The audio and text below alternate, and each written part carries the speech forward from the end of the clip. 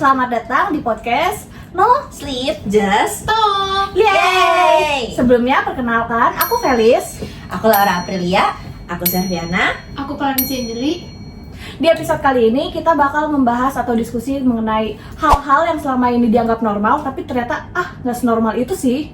Betul, mulai dari cewek yang suka disalahin dan cowok tuh kayak diperbolehkan gitu. Mulai dari standar ganda, kita sering banget anggap kayak yaudahlah emang gitu. Nah, formatnya kita bakal simpel aja. Jadi kita cuma jawab ini yes, ini no. Terus habis itu nanti kita diskusi deh alasan kenapa kita milih itu.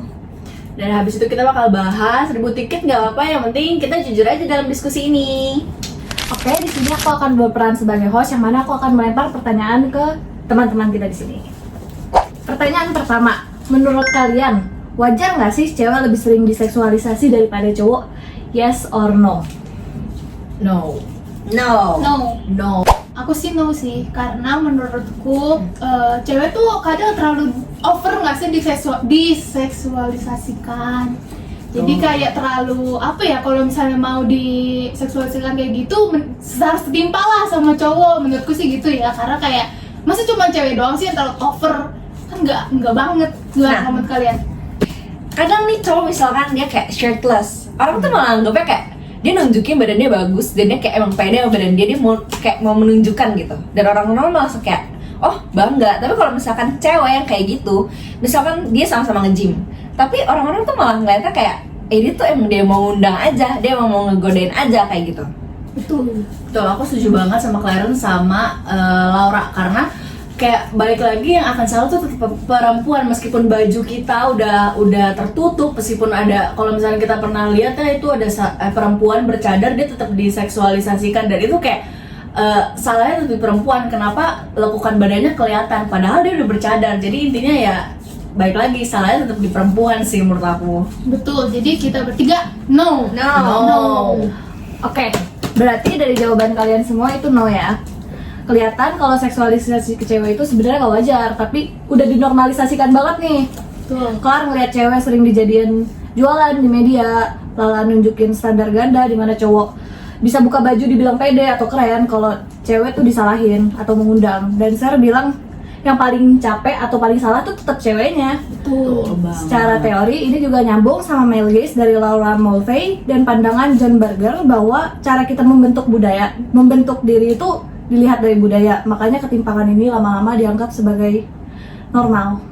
Betul, jadi kita akan no karena ini sesuai dengan nggak sesuai dengan budaya sih, tapi pandangan orang yang diatur sama budaya. Benar. Pertanyaan kedua, yes or no, lagu cewek yang ekspresif soal cinta atau tubuh itu pantas dibilang centil atau alay? Tuh, 2, 3. Yes. No. Kok no sih? Yes nggak sih, karena kan kita kan perempuan harus jaga image, kayak kita kan harusnya tuh lebih kalem, lebih kayak nunjukin kalau kita tuh perempuan gitu loh. Kalau misalnya kalau di lagu terus terlalu centil gitu kayak gimana gitu? Kalau menurut aku ya, karena aku juga cewek, aku ngerasa itu normal aja sih. Karena kita emang agak karena kita membawanya lebih fun, jadi kayak kesana tuh centil, tapi itu normal aja buat cewek menurut aku. Menurutku tetap yes, karena kayak mau senormal apapun kita jadi cewek tuh tetap harus lebih kalem nggak sih? Kayak contoh nih ya, kalian udah tahu nggak sih lagunya Cinta Lara yang Oh Baby itu? Tahu nggak? Kayak aku pernah dengar tapi aku kayak lupa. Tahu nggak? Kita tunjukin. Tuh.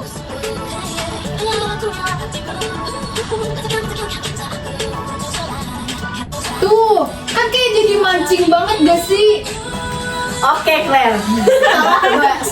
Setelah gue denger lagunya, menurut gue ini kayak ya udah, ini biasa aja. Ini sebuah pengungkapan rasa cinta dari cewek ke cowok nih. Misalkan ya, coba gue kasih lu pemahaman. Kalau misalkan ini dikatakan sama cowok kayak aku mau kamu selamanya jadi milik aku dan aku nggak mau kehilangan kamu. Kalau misalkan lo denger kalimat itu dari cowok yang notabene di stereotip dia tuh cuek dan cool, lo akan ngerasa itu sesuatu hal yang aduh gila, gue disayang banget Ya kan karena emang cowok terbentuknya kayak gitu. Kalau kita kan cewek harus kalem.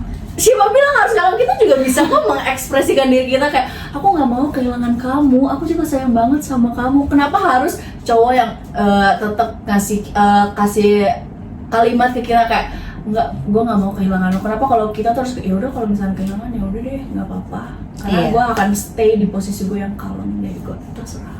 Nah itu dia, jadi kadang tuh ya kita mikirnya tuh cuma di situ-situ doang, padahal itu tuh pemikiran yang karena disertai sama budaya-budaya yang kayak perempuan harus kalem lah, perempuan gak boleh mengekspresikan berlebihan lah, kayak perempuan gak boleh kayak yang tadi lah katakan kalau misalnya aku milikmu, kayak kalau cewek ngomong kayak gitu kan kayak kesannya menjual diri nggak sih, kayak nggak pantas gitu. Nanti Tapi aku tetap akan pilih yes. Boleh dilanjut tadi gimana? Nanti kalau misalkan kita terlalu jual mahal, dibilangnya kita kayak nggak punya perasaan. Padahal centil itu menurutku lebih ke cara kita menunjukkan aja sih. Jadi centil dalam arti masih normal, bukan centil yang kayak kita ngegodain. Berarti tetap balik lagi ke pendengarnya ya. Gimana Betul. pendengarnya mempersepsikan arti dari si lagu itu. Oke, aku tetap yes. Kamu? Oke, nggak apa. Nggak apa-apa. Oke, berarti dari diskusi kali ini kelihatan kalau label cantik dan alay itu bukan karena lagunya, tapi justru Betul. karena standar sosial keperempuannya seperti Betul. kata Kalian tadi. Terus Betul. ekspresi cinta cewek tuh sering dianggap berlebihan karena tuntutan buat jaga image. Betul. Lewat teori representasi suatu hal, makna centil juga dibentuk dari budaya, bukan dari lagunya. Makanya ekspresi yang sama dari cewek atau cowok tuh bisa berubah pendapatnya. Betul. Oke. Kayaknya aku akan berubah setelah mendengar mereka ya. Ya 50-50 ya.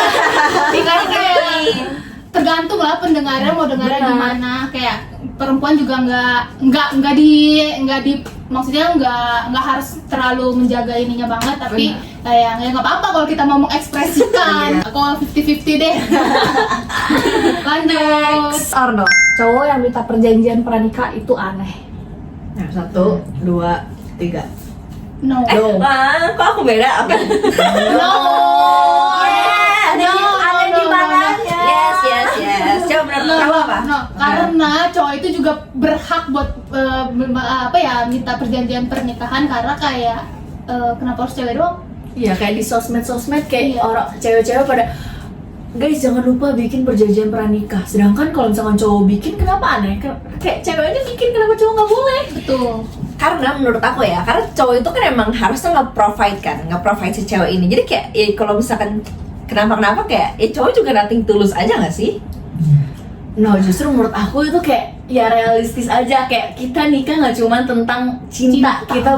Kita butuh tetap uangnya, kita tetap butuh kasih sayangnya. Kalau misalkan amit-amit nih si cowoknya diselingkuhin sama si istrinya, terus ya udah dong, berarti si suaminya kan udah bikin perjanjian pernikahan, pokoknya kalau kamu selingkuh aku nggak mau nafkahin kamu lagi. Tapi kalau nggak ada ya udah, karena merasa itu tanggung jawab, even si ceweknya selingkuh, dia udah punya anak, dia tetap harus nge-provide anaknya. Tapi kan kalau ada perjanjian pernikahan itu bisa dicegah, kayak pokoknya kalau kamu selingkuh aku nggak bakal nafkahin kamu sampai anak-anak lah gitu. Itu kan maksudnya balik lagi ke pasangannya ya. Cuma menurut aku itu penting banget, karena kayak siapa yang bisa menebak masa depan gitu loh guys. Betul, biar nggak ribut tengah jalan. Kan kita nggak ada yang tahu namanya manusia bisa berubah di tengah-tengah. Itu dia menurut aku. Tapi kalau misalkan kayak tadi cowoknya ada cowok selingkuh misalkan kayak gitu, mau gimana pun itu mereka cerai, tapi menurut aku ya kayak itu udah kewajibannya cowok buat nafkahin si anak. Jadi mau ada perjanjian nggak ada perjanjian pranikah, ya udah gitu, dia bakal tetap nafkahin, bener nggak?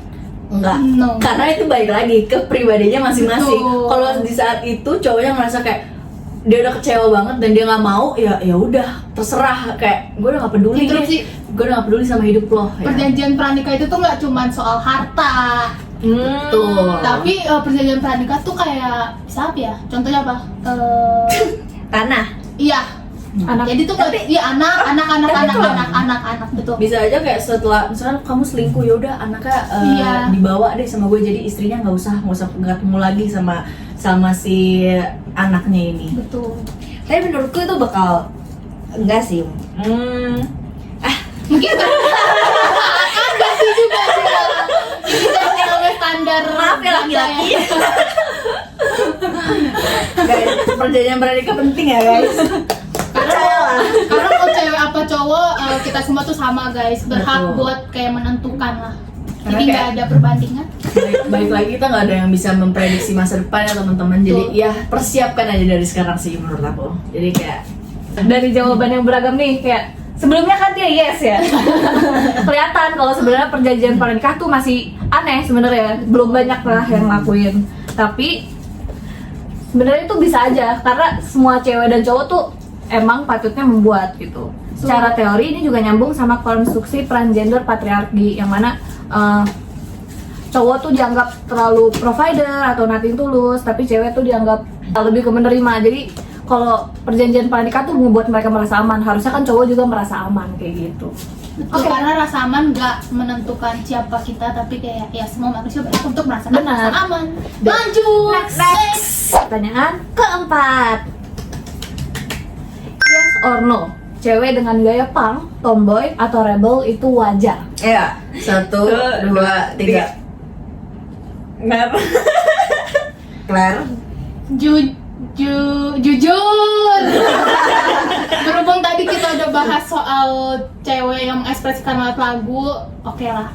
Aku tim yes. Yeay. Karena ya seperti yang tadi kita bilang, kalau kita cewek nggak harus kalem, jadi kita bebas mengekspresikan kayak yang nggak apa-apa kalau kita mau pakai baju yang kayak lebih kayak cowok oversize atau apapun itu tuh kayak that's fine. Sebenarnya ya, lebih ke harus dibenerin pandangannya sih. Kita harus lebih kayak setimpal aja. Kalau misalkan kamu boleh, aku juga boleh kayak gitu. Betul. Juga kalau menurut aku ya, agak lebih feminim juga oke sih. Maksudnya kayak bukan feminim dalam artian berlebihan ya. Mungkin lebih ke dia suka warna pink. Itu kan kelihatannya agak lebih feminim. Cowok boleh, cewek juga boleh. Iya. Yeay. Oke, berarti dari semuanya yes nih. Yes. Tuh, berarti Kompak nih, kelihatan. kompak. Benar. Berarti kelihatan kalau cewek berekspresi itu sebenarnya wajar aja, tapi sering dianggap aneh karena kurang feminim lah intinya.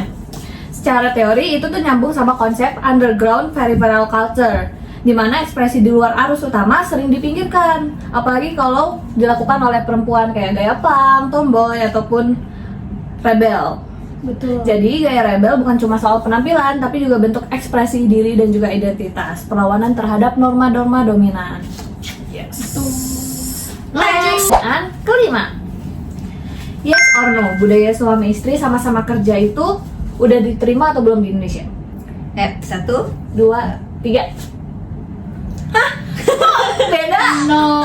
Yes lah, kenapa no? No, soalnya kalau kita lihat secara di Indonesia ya, di Indonesia tuh mungkin mereka lebih ke nerima moralnya, tapi nggak diterapin. Jadi kayak misalnya kalau ditanya udah diterima apa belum, mungkin secara moral udah kali ya, tapi nggak mereka terapin secara kayak kalau udah bersuami istri gitu loh. Jadi kayak masih dianggapnya tuh hal yang tabu kalau misalnya dua-duanya kerja. Karena ya ini juga makanya tadi kenapa aku sempat mikir kalau misalkan perjanjian pernikah itu lebih ke ceweknya gitu. Karena kalau misalkan kita lihat juga kita tuh masih kena doktrin sama yang di atas kita. Betul. Yang masih menerapkan kalau misalkan kayak budayanya masih nurun nggak sih? masih ya nurun Iya. kayak gitu lah. Kalau misalkan cowok tuh emang harusnya gimana dan cewek tuh harusnya kayak gimana gitu. Nah kalau di sini kan konteksnya kayak cowoknya harus kerja, ceweknya tuh harus di rumah gitu kan. Nah kayak meskipun kita kalau diadu argumen atau debat itu sebenarnya secara moral menurutku juga itu aku setuju sih. Cuman kalau dibilang udah diterima atau enggak, kita lihat dari sisi diterapinnya aja deh.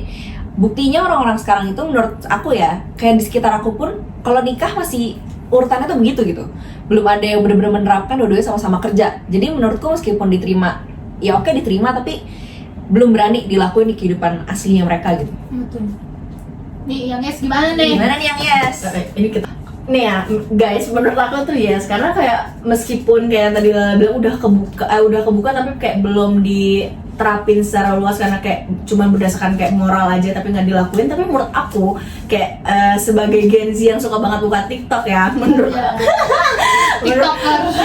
menurut aku ini tuh udah cukup banyak diterapin sama Gen Z yang udah nikah sekarang. Karena kalau misalkan permasalahannya tentang kalau misalkan suami istri dua-duanya kerja, nanti siapa yang jagain anak? Betul. Kayak itu tuh menurut aku bukan suatu hal yang kayak sulit, karena kayak sekarang kita bisa untuk menunda pernikahan atau menunda punya anak, atau kalau misalkan mereka mau punya anak, tetap mau punya anak, mereka bisa pakai baby sister. Kayak itu tuh anak tetap bisa dijagain gitu loh. Jadi kayak kalau misalkan alasannya kalau misalkan nanti istri kerja, yang jagain anaknya siapa? Kayak kenapa harus ada permasalahan itu? Karena kayak kita bisa menunda punya anak, atau kita bisa pakai baby system gitu loh guys. Ya benar sih, itu karena budaya ya kayak tadi Lala bilang kalau Iya kita tuh sih. kebanyakan ke doktrin gitu, kayak yang atas-atas kita kayak bilangnya yang cewek harus di rumah ngejaga anak, harus beresin rumah dan segala macam, yang kerja cuma boleh cowok. Padahal sebenarnya kayak kesepakatan dua orang nggak sih? Kayak, Betul. Dan kalau dari aku ya, aku ngerasanya mungkin karena ini suatu pendapat baru, aku tuh kayak dari luar gitu, mungkin kayak oke lah kita udah mulai nerapin, cuman ya itu sih menurutku bener-bener karena masih banyak yang belum nikah juga kayak generasi sekarang ya. iya, kayaknya karena Belum terlalu kelihatan jadinya. Iya, jadi belum terlalu menyebar luas gitu ya, karena kayak baru beberapa yang menerapkan. Iya sih, injong sih, cuman ya gitu deh. Oke, berarti tetap ya jawabannya. Tetap ini, Tetap. Oke. Dari jawaban ini berarti kelihatan kalau sebenarnya budaya suami istri yang sama-sama kerja tuh masih dalam proses diterima. betul banget. Flar sama Lala ngeliat praktik ini tuh masih tabu, apalagi dari doktrin budaya-budaya sebelum kita kan. Tapi sementara Ser, dia tuh ngeliat generasi sekarang tuh lebih terbuka juga dan udah banyak yang fleksibel, udah banyak yang rapin. Tapi balik lagi karena ini kesepakatan antara dua orang, sebenarnya peran gender di pernikahan tuh emang tergantung merekanya ya. Iya, Balik tergantung, lagi, balik lagi. kayak Benar. mereka mau gimana. Berarti secara teori ini juga nyambung banget sama pergeseran nilai generasi dan konstruksi peran gender, di mana norma tradisional mulai ditantang dengan pola pikir yang lebih maju kayak generasi sekarang ini. Iya betul. Kita jangan stop di situ-situ aja guys. Ya kita harus Open minded. jauh lebih maju. Kita kembangkan open minded ini. Nggak ada next. Kita Yeay. Oke, kita udah di penghujung acara. Di sini aku akan memberikan kesan pesan aku sebagai host. Dari diskusi malam ini aku ngerasa banyak hal selama ini kita anggap normal ternyata cuma kebiasaan yang nggak sepenuhnya, yang nggak pernah kita pertanyakan gitu. Kita sering nerima standar ganda, stigma ataupun label, padahal itu memperburuk dampaknya ke banyak pihak. Betul. Kalian mau nyampein keluh kesah atau kesan pesan? Clearan dulu. Ini mentang-mentang enggak. Mungkin kalau dari aku mungkin karena budayanya beda, jadi tadi tuh kebanyakan hal-hal yang kita diskusikan itu baru ya buat aku. Contohnya kayak tadi yang lagu centil itu, kayak dimana budayaku adalah perempuan emang harus kalem, harus kayak lebih jaga image. Terus kalau misalnya di budaya itu tuh kadang bisa bikin kita jadi kayak kalau kita salah tuh sebenarnya nggak salah banget. Kayak misalnya kalau kita beda itu sebenarnya nggak salah. Yes. Karena kadang kita cuma perlu terbiasa sama hal-hal yang di luar versi normal ya, yang dibentuk sama budaya, media dan lingkungan sekitar kita. Diskusi ini tuh bikin aku jadi ngerti gitu. Kadang yang aku pikirin itu tuh mungkin karena turunan dari budaya, bukan yang kayak secara luas yang kayak seperti itu. Kalau dari aku ya mungkin lebih ke kita jangan cepet ngejudge gitu sih. Mungkin kamu bisa harus lebih kayak ngobrol sama orang, diskusi. Jadi biar kamu tuh nggak terpatok sama sesuatu itu aja gitu. Jatuh lebih kayak biar lebih open minded aja gitu. Soalnya mungkin kamu bisa luangin waktu buat diri kamu sendiri, kayak nggak perlu lah nanya sama orang lain, tapi nanya ke diri sendiri kayak ini tuh sebenarnya emang hal ini tuh nggak wajar atau emang wajar atau emang kayak sebenarnya pendapat pribadi aku doang sih gitu.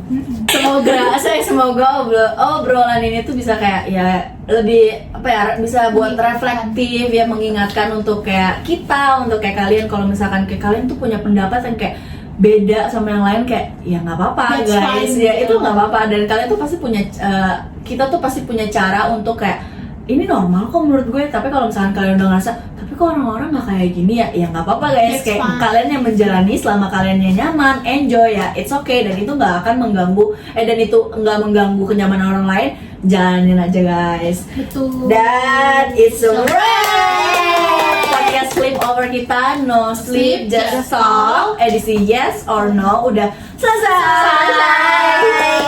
Mohon maaf ya guys kalau misalnya kita ada salah-salah kata. Ini balik lagi, ini in my opinion banget. Jadi kalau misalkan kalian ada ngerasa kalian nggak sependapat sama kita, jadi ya mohon maaf. Bye bye. See you in the next episode. Bye.